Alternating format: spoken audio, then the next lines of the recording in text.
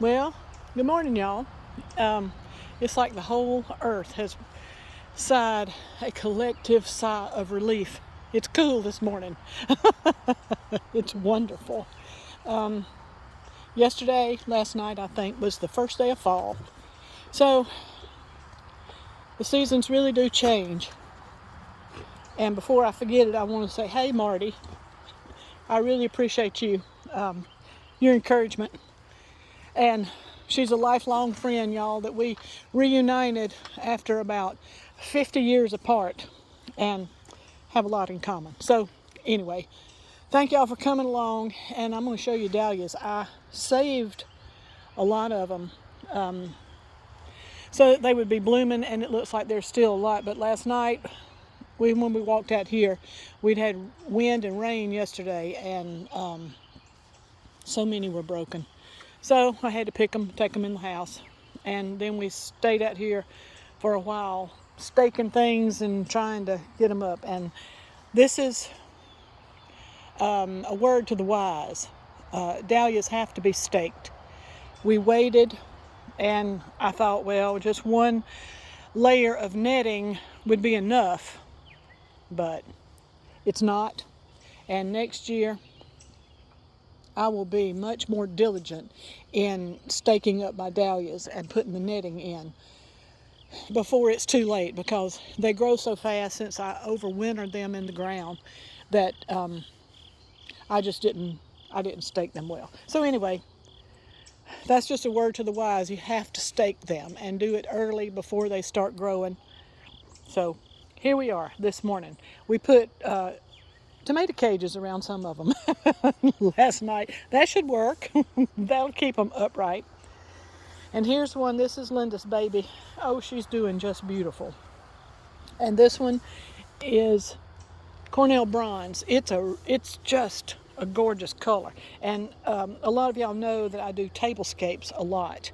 And to me, fall is golden color. I know, see the gold back here? See how beautiful the lighting is in fall? I know a lot of y'all like, all the black and all that stuff because of the time of year, but not me. I do golden. The October light, to me, the fall is golden. I like those colors and not the blacks. So that's just my opinion. And on my tables, we do the salmon color, coral color, and a lot of gold colors. That's fall to me. So see how beautiful this is. That gets perfection, and it is perfection. So there's one still bent over that I didn't get, and I guess it's going to have to be cut. I hate that. And this one right here, y'all, let me see if I can't, you can't see it very good. I'm fighting spider webs as I talk to you. This is Orange Globe, and y'all, I think this might be my new favorite. It's gorgeous. I got it from Summer Dreams Farm, and I'm hoping that I can divide it because it is just beautiful. Here's more of this color.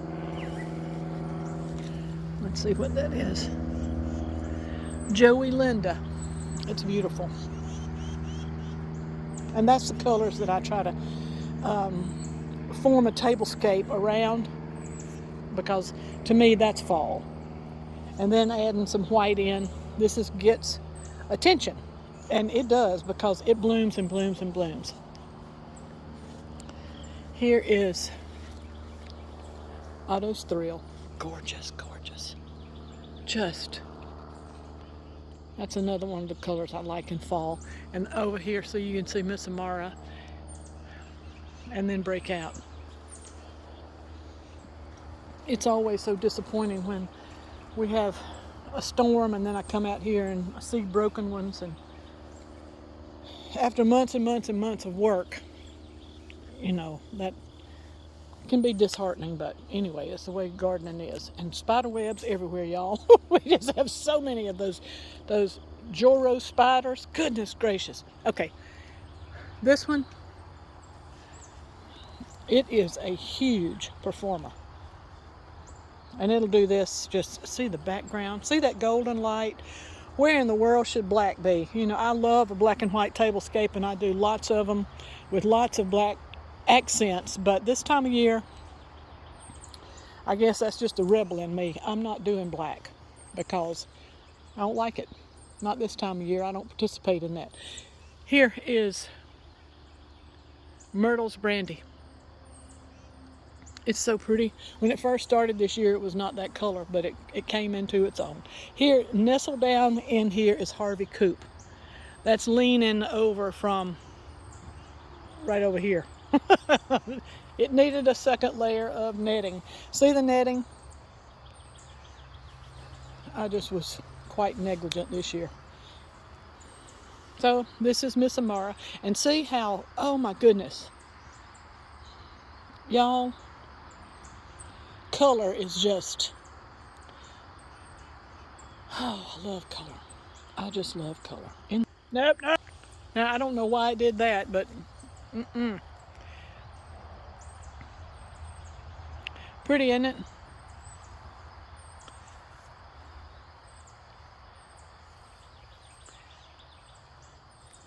An overview of what we have going.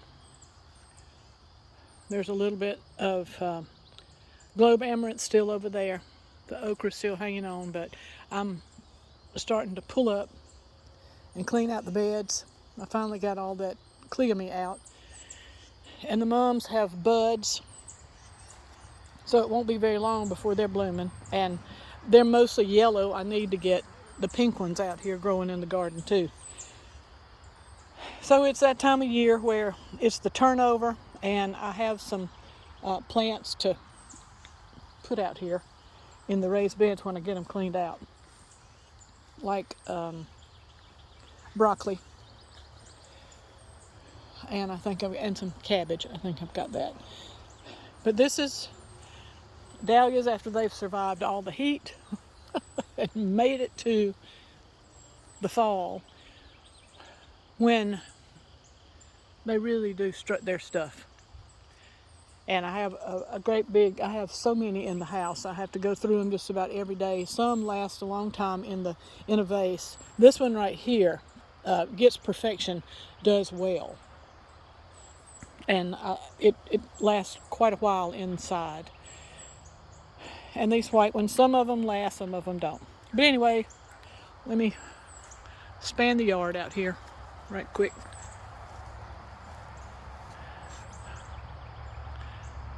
It's a lovely time of year. And finally cool. Finally. Because it seems like it has just been hot forever. And I know it hadn't, but that's home, up on the hill.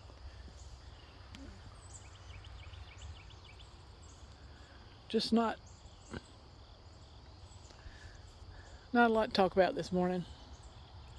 Yesterday was the anniversary of my daddy's funeral 4 years ago, which it takes about that long to get to a place of where it's not, grief is not overwhelming. At 4 years, it gets better. So